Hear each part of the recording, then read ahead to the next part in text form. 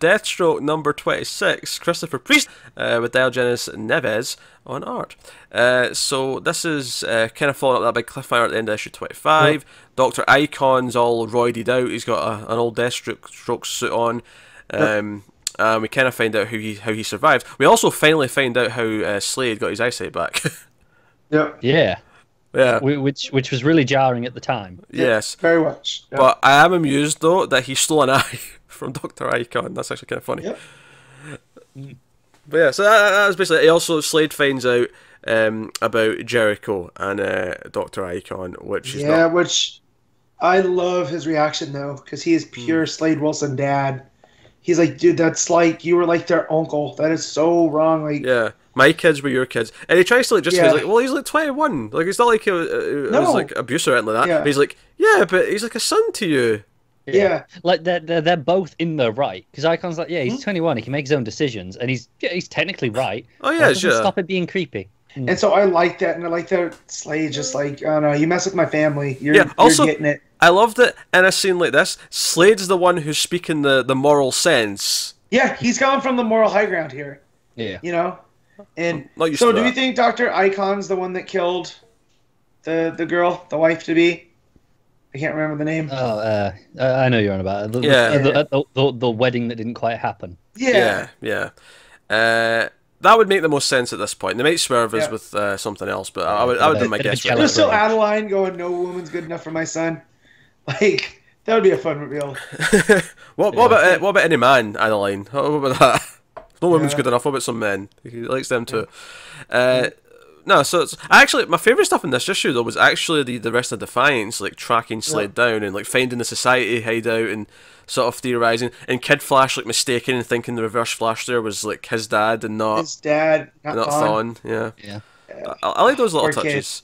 And everyone kind of figuring out, oh no, like Adeline's just full of shit. There wasn't any crisis somewhere else. It was just her trying to get us away from Deathstroke. She admits that to Wintergreen. She's like, yeah, no, I just made that up because I didn't want them finding Slade. Yeah. Right before New Superman shows up, because China want to have a one-on-one with Slade Wilson. Yeah. And I like how he's got a translator there and he just stands behind her posing. Like, I'm like, oh, that's Keenan Kong. That's a Keenan Kong I know. Yep. Yeah. It's just cool that Priest got to use Superman. Now he gets to use New Superman. Like, that's such a fun. I also really like, you know, when he answers the door, it's like, he hears all this speech from New Superman, and he just goes, "Yeah, it's for you. You can deal with this one. This is your mess." Yeah, I see. It's for you. Also, Icon's locked Slade up. He's destroyed his suit. He's locked him up under a church or whatever, and he's actually the AI from his suit that was like Wintergreen's voice has now got a body because he's like there. That's just kind of the ending. I'm imagining Slade just seeing him. Like, I don't know really because Icon made the suit.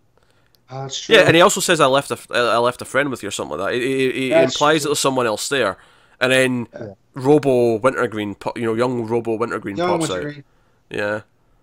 Hope you're happy now, jackass. Yeah. Wintergreen. I love it early. I wonder if Wintergreen knew Alfred at any point because they're both British, right? They both had terms in the SAS. Two of them as young men together. Yeah, I wonder if they ever cross paths. I don't want them as young men together. I want them not to have never met, but we get a mini-series where, Batman and Deathstroke are involved in something, and they get trapped, and Wintergreen and Alfred have to work together to get them out. I want that in present day. That's what I want. I talked a little bit the pacing. I feel like the pacing has been helped here now because Priest can decompress. He's not, he's going issue at a time, and we're getting a lot more detail here, like with Icon and. Like the small things, this was the only suit I was able to squeeze myself into. I think the only trouble I've had recently with Deathstroke is when Icon showed up last issue, we were all confused as to who he was. Yeah, we were like, who the hell is this guy? What's going on? Yeah. To be fair, I don't think it really mattered because even if we hadn't realized and remembered, it would have been, oh, who's that? Whereas now we get, and then immediately this issue opens with who this is, so it wouldn't have mattered. That's true, yeah. Also, the implication of Tara and Slade having a past. It's like, well, how much of the Judas contract has happened? Because we know, the Lazarus contract played homage to that, and they hinted at it, but Yeah. I don't think it went down like I thought it did. It couldn't have been exactly the same because Terra died originally in that story. Yeah. Yeah. So, but I like that they hint that they have a past, and she's, you know. Yeah. I'm not gonna lie. I chuckled when we got the editor's note, which it was during Icon's monologue, which was basically like, you know, the summary of the series from his point of view. Yeah, it was like there was like 3 editor's notes in like one panel, and there was like 1 star, 2 star, and 3 stars. Yeah. But what made me laugh more was the order, because it was like, you know, he was going from his point of view, like the start of the story. He was going chronologically, and it was the first one was in issue 20, then issue 1, and then issue 8. Well, is the thing. That's Priest. Exactly. That's what he does. That's what they're there for. That's what the editor's notes are there for, though. So, like, take advantage of them while you can. Yeah, I think at the point though when there's 3 in one panel and it's like, you know, they have to have like a key with like 3 things on it. It's like, okay, right, you're taking the piss a little bit. No, it's funny because you have those 3 there. Then the next page you have one mentioning the Teen Titans annual. Yeah. And then and then 3 pages after that you have one saying issues 8 and 10. Yeah, it's just constant. It's worth mentioning by the end of the issue, Jericho does realise what's going on. He realises that Dr. Icon's probably involved, and he goes off to deal with that. So, no, it was an enjoyable issue. I think the art was fine. Didn't blow me away. I think it's sometimes it's what I expect from this series, though. Like, it was a standard. Yeah, pretty much. It's the kind of thing where it's fine, but sometimes I feel like it's just a little bit too. I don't want to say simple, but there's some like.